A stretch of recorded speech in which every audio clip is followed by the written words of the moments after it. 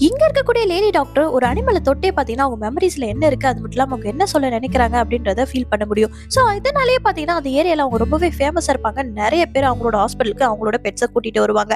So இதே போல இவங்களும் பார்த்தீங்கன்னா, நெறைய மணி வந்து ஹெர்ன் பண்ண ஆரம்பிக்கிறாங்க. அப்படி இருக்க சமயத்துல தான் வந்து பார்த்தீங்கன்னா, ஒரு வயசானவர் தன்னுடைய டாக்க கூட்டிட்டு அந்த இடத்துக்கு வராரு.